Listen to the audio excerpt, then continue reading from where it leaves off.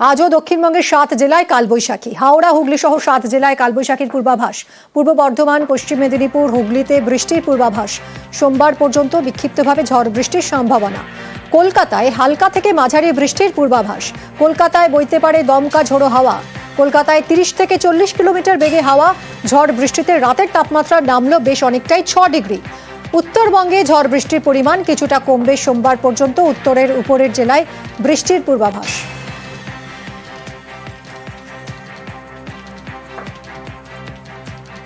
রাতের পর সকালেও ঝড় বৃষ্টি। বাংলার জেলায় জেলায় সকালে ঝড় বৃষ্টি।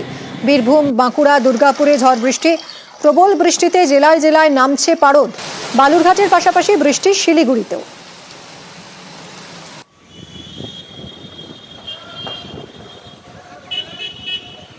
ঝড় বৃষ্টিতে ধানের ক্ষতি। গতকালের ঝড় বৃষ্টিতে ধানের ক্ষতি মিনাখায়। মাঠে পাকা ধান শুকাতে দিয়েছিলেন কৃষকরা। বৃষ্টির জল জমে মাঠেই নষ্ট হলো ধান। কথা বলবো অনুপমের সঙ্গে। অনুপম, কৃষকরা কি বলছেন? তারা তো ক্ষতির মুখে পড়লেন।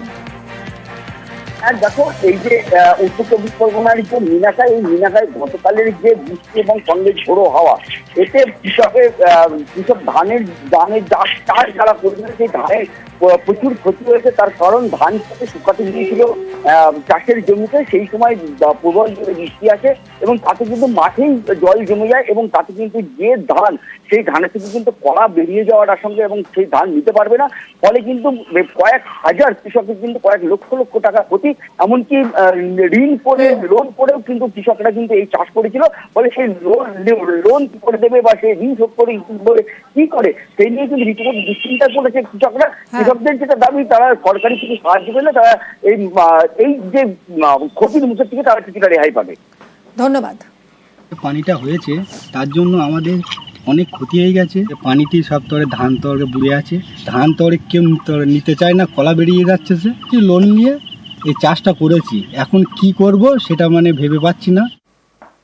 উদ্বোধনের প্রস্তুতি দীঘার জগন্নাথ ধামে। আর কয়েকদিন পরই জগন্নাথ মন্দিরের উদ্বোধন। অক্ষয় তৃতীয়ায় দীঘায় জগন্নাথ মন্দিরের উদ্বোধন করবেন মুখ্যমন্ত্রী। কথা বলবো পঙ্কজের সঙ্গে। পঙ্কজ, এই মুহূর্তে প্রস্তুতিটি কোন পর্যায়ে? একেবারে মিমি, দেখো আর কয়েকদিন বাকি হাতে, তার মধ্যে কিন্তু একেবারে প্রস্তুতি তুঙ্গে। ইতিমধ্যে প্রায় কাজ সমাপ্তির মুখে। গতকাল এসছিলেন রাজ্যের যেখানে বিদ্যুৎ মন্ত্রী অরূপ বিশ্বাস, তারপরেই কিন্তু যেখানে বিদ্যুৎ মন্ত্রী আসার পরেই কিন্তু দেখা গেল যে মন্দিরের পুরো কাজ প্রায় সম্পূর্ণ মাথায়। একেবারে যেখানে নিউজ 18 বাংলার এক্সক্লুসিভ ছবি, যেখানে গর্ভগৃহ এবং লাল মন্দির এবং যে প্রবেশদ্বার সমেত একেবারে হাতে পেল নিউজ 18 বাংলা। সেক্ষেত্রে সেই ছবি দেখার মধ্যে যেখানে সুন্দর অপূর্ব দৃশ্য, একেবারে সৈকত সরণি দীঘায়, আর হাতে মাত্র কয়েকদিন বাকি, তার মধ্যেই প্রস্তুতি একেবারে তুঙ্গে দীঘার জগন্নাথ ধাম। ধন্যবাদ পঙ্কজ। নামখানার দেবনগরে মাটির রাস্তা সংস্কারের দাবি। ঢালাই রাস্তার দাবিতে দেবনগর উত্তরপাড়াবাসী। সব রাস্তা সংস্কার হলেও গ্রামের একটি রাস্তা এখনো মাটির, এবং এই মাটির রাস্তার উপর নির্ভরশীল 250টি পরিবার। বর্ষাকালে গ্রামবাসীদের চরম দুর্ভোগের অভিযোগ। কথা বলবো বিশ্বজিতের সঙ্গে। বিশ্বজিৎ, এই একটা মাত্র রাস্তা এখনো সংস্কার করা হলো না, কি বলছে প্রশাসন? হ্যাঁ দেখো, বারে বারে কিন্তু প্রতিশ্রুতি মিলেছে। এবারেও আমরা যখন প্রশাসনের সঙ্গে কথা বলেছিলাম, একই রকম ভাবে কিন্তু প্রতিশ্রুতি মিলেছে যে সুন্দরবন উন্নয়ন দপ্তর থেকে কিন্তু রাস্তাটা ইটের করা হবে। কিন্তু এখন পর্যন্ত গ্রামবাসীদের যেটা অভিযোগ, বারে বারে প্রশাসনের কাছে জানানো হয়েছে, কারণ বর্ষাকাল এলে এই গ্রামবাসীদের চরম দুর্ভোগে পড়তে হয় এবং সেই কারণে বারে বারে তারা প্রশাসনের দ্বারস্থ হয়েছে, কিন্তু কোনো রকম কাজ হয়নি। অথচ দেবনগর এলাকার আশেপাশে রাস্তা হয়ে গেলেও, ঢালাই রাস্তা হয়ে গিয়েছে, কিন্তু তাদের এই রাস্তাটা কেন হচ্ছে না, সেই উত্তর খুঁজছে দেবনগরের এই উত্তর পাড়ার বাসিন্দারা। ধন্যবাদ বিশ্বজিৎ। আমি এখানে এসেছি 20 বছর। আচ্ছা, এই 20 বছরে এই মাটির রাস্তাই আছে। তার আগে আছে, এখনো আছে। কতটা সমস্যা হয়? সমস্যা বলতে এই যে ধরো জল আনতে গেলে, বাচ্চা কাচ্চা স্কুল গেলে, অসুখ বিসুখ হলে বা কোথাও কোনো বিপদ আপদ হলে ছুটে যাব, যে এই কাদা হরে বর্ষাকালে বড় কষ্ট সমস্যা। গোটে রুগী হলে নিয়ে কোলে করে দলাই করে নিয়ে ছুটতে হয়। দেশ দুনিয়া সবার রাস্তা সব ধারে ভালো, আমাদের এই রাস্তাটাই কি হয়েছে বলতে পারবো না। মাননীয় মন্ত্রী, আপনারা জানেন সুন্দরবন বিষয়ক দপ্তরের সম্মানীয় বঙ্কিমচন্দ্র হাজরা মহোদয় তিনি তার অলরেডি তিনি আমাদের ব্লককে নির্দেশ দিয়েছিলেন যেখানে যা মাটির রাস্তা কিংবা কোথাও কোনো যদি অসুবিধা থাকে, এবং তিনি নিজেও পর্যবেক্ষণ করেছেন বিভিন্ন জায়গায়। সেখানে পর্যবেক্ষণ করে আমার যতদূর মনে হয় যে ওই রাস্তাটা অলরেডি সুন্দরবন বিভাগীয় দপ্তরের কাছে মাননীয় মন্ত্রীর মারফত এবং মাননীয় মন্ত্রীর হাতে দেওয়া হয়েছে। আশা করছি খুব দ্রুততার সঙ্গে কাজটা শুরু হবে। ফের অরূপ চক্রবর্তীর মন্তব্যে বিতর্ক।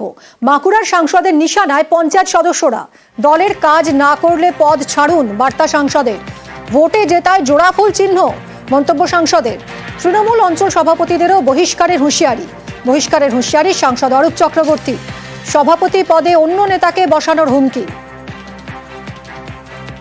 পঞ্চায়েতে যারা গেছে তারা ভাবছে আমি পঞ্চায়েতটা চালালেই হবে, আমার পার্টির দিকে মুখ না ঘুরালে হবে। এই জিনিস কিন্তু চলবে না। আপনার স্বামীকে দিয়ে যদি ভাবেন আমি ঠিকাদারিগুলোকে নিয়ে আমি করে নেব, আমরা তাকে বেশি দিন প্রধান হিসাবে রাখতে পারবো না।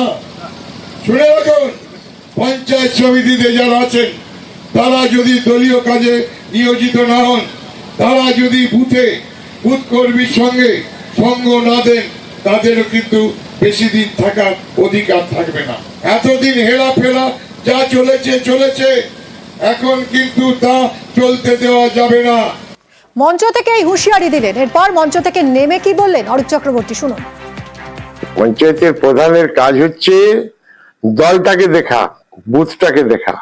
আমি প্রধান কিছু জানি না, আমার স্বামী দেখবে। নো, তুমি প্রধান, তোমাকে করতে বুথে যেতে হবে। অঞ্চল নেতৃত্বকে বলেছি ভাই যাদের দায়িত্ব আছে কাজ করুন, যদি না পারেন ছেড়ে দিন, আমরা নতুন লোক নিয়োগ করবো। পঞ্চায়েত সদস্যরা কি বলছেন শুনবো। দলের কাজ যারা করতে এসেছি তারা যদি দলের কাজ না করি তাহলে শুধুমাত্র ওই পদটা রেখে লাভটা কি? উনি সেই কথাটাই বলতে চেয়েছেন, অন্য কিছু না। হতে পারে কোনো কোনো জায়গায় কিছু ত্রুটি বিচ্ছুত হতে পারে। পঞ্চায়েতের সাথে যদি আমাদের দলের সংযোগ না থাকে তাহলে তো আমরা উন্নয়নটা নিয়ে যেতে পারবো, উন্নয়নটা করতে পারবো না। আমাদের যে দিশা, এটা বারে বারে মনে করিয়ে দিতে হয়, অনেক সময় হয় তো এটা, সেই জন্য উনি কেবলমাত্র আমাদের মনে করিয়ে দিয়েছেন। কটাক্ষ করতে ছাড়েনি বিজেপি। তৃণমূলের সাংসদ ভাই আসলে ভেতরের কথাটা বলে ফেলেছেন। হঠাৎ সতর্কবার্তা করে এই টেন্ডারের কথা, কন্ট্রাক্টরের কথা আসছে মানে কি? তাহলে পরিষ্কার যে টেন্ডারের যে অর্থ, সেই অর্থের পেমেন্টের সময়, পেমেন্ট হওয়ার আগেই কন্ট্রাক্টরকে 25 থেকে 30% দিয়ে দিতে হয়। সেই ভাগটা কেমন হবে এর সতর্কীকরণ করেছে। সংস্কারের কাজে বন্ধ থাকবে বাংলা সিকিম লাইফলাইন NH10। আজ এবং কাল বন্ধ থাকবে বাংলা সিকিম লাইফলাইন। দিনভর বন্ধ থাকবে না যদিও 10 নম্বর জাতীয় সড়ক। 1 ঘন্টা পর পর ছোট গাড়ি, বাস চলাচলে ছাড় দেওয়া হবে। পার্থ থেকে আরো ডিটেলে জানবো। পার্থ, গত বছর আমরা বৃষ্টির জেরে 10 নম্বর জাতীয় সড়ক ওটা বাংলা সিকিম যে লাইফলাইন তার একাধিক জায়গা ধসে গেছিল এবং ওটা রাস্তা বেশ কয়েকটি জায়গা কারণেবল পয়েন্ট হচ্ছে যেখানে কিন্তু ঝুঁকি নিয়ে কার্যত পারাপার হচ্ছিল।